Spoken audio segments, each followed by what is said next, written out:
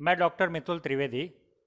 1960 से लेकर 70 के बीच में डॉक्टर एस.आर. राव ने द्वारका एक्सप्रेशन की शुरुआत की थी द्वारका से।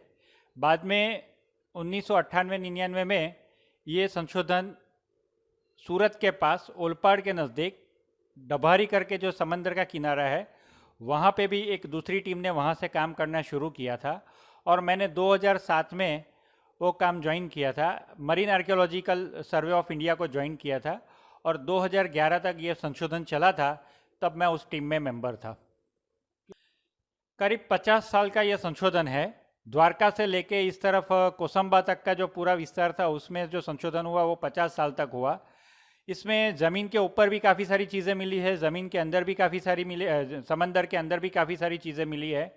और ये सारी चीज़ें अभी marine archaeological survey of India Goa और चेन्नई के पास ये सारी सुरक्षित अवशेष पड़े हुए हैं। अगर हम माइथोलॉजिकल स्टोरी देखें कृष्ण की, या तो फिर महाभारत या ऐसे ऐतिहासिक ग्रंथ देखें, और उस ऐतिहासिक ग्रंथ में जो दिया गया समय है उसके समय के साथ ये समंदर में से या ज़मीन से मिली हुई चीज़ों को डेटिंग अगर निकाले तो ज़मीन से जो मिली हुई चीज़ें हैं उसको कार्बन डेटिंग से हम पता कर सकते हैं, और समंदर के अंदर से जो चीज़ें मिली है उसको रेडियो फ्रीक्वेंसी से अगर हम निकालते हैं तो ये सारी जो चीज़ें हैं वो करीब करीब कृष्ण के समय की उसमें काफ़ी सारी चीज़ें मिली हुई है। तो हम ये बोल सकते हैं कि कृष्ण की नगरी द्वारका जो जिसका वर्णन हमें महाभारत में मिला है उससे हूबहू ये सारी चीज़ें मिली हुई है। तो इससे ये पता चल सकता है कि ये कृष्ण की द्वारका है, और समय भी लगभग लगभग सेम है। करीब 6 से 7 हज़ार चीज़ें ज़मीन और समंदर से मिला के हम लोगों को प्राप्त हुई है, जिसका अनुमान हम लोगों को ये लग सकता है कि ये करीब 4,000 साल से लेके 32,000 साल तक की पुरानी चीज़ें, अलग अलग समय की ये सारी चीज़ें हैं। तो कोई चीज़ हो सकता है कि 7,000 साल, कोई चीज़ 9,000 साल, कोई चीज़ 12,000 साल पुरानी भी हो सकती है। ये इसमें 2-3 चीज़ें ऐसी थी जो इसमें खासियत ये थी कि जैसे समंदर के अंदर हमें एक दीवार मिली हुई थी। वो दीवार द्वारका से लेके कोसंबा, सूरत के कोसंबा तक वो बंधी हुई थी। आज पानी के अंदर वो दीवार आज भी मौजूद है। ज़मीन पे अभी वो दीवार हमें नहीं दिख रही है, लेकिन पानी के अंदर आज भी वो एक दीवार का कंस्ट्रक्शन हमें दिखता है।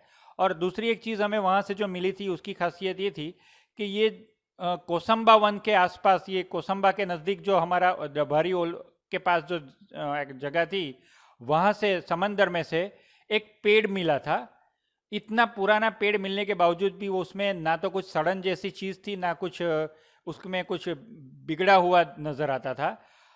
वो इतना ज्वलनशील था कि एक छोटा सा टुकड़ा उसका हाथ में लेके उसको जब फायर किया तो इतनी जल्दी फायर उसमें सुलग गई थी।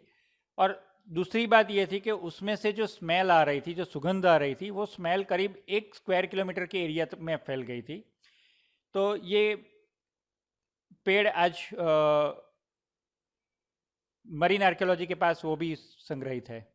आज का जो द्वारका है उसमें नॉर्मली हम देखेंगे तो काली मिट्टी और ईंटों से बनी हुई ये है, कंस्ट्रक्शन पॉइंट ऑफ व्यू से अगर देखें तो। जबकि पुरानी द्वारका में क्या था, जो कंस्ट्रक्शन था वो पत्थरों से बना हुआ था, और पत्थरों के साथ उसमें जो मिट्टी की जगह जो रेत का इस्तेमाल किया गया था। और रेत उसमें जो मिल रही है वो रेत इस तरह की रेत थी जो दरियाई रेत थी। जो दरियाई रेत इस तरह की थी कि जो उसके ऊपर जब सूर्य की किरणें गिरती थी तो वो गोल्डन रेस या हमें गोल्डन द्वारका जैसी नजर आती थी। સતત 24 કલાક સમાચાર જોવા માટે ડાઉનલોડ કરો ઈટીવી ભારત એપ।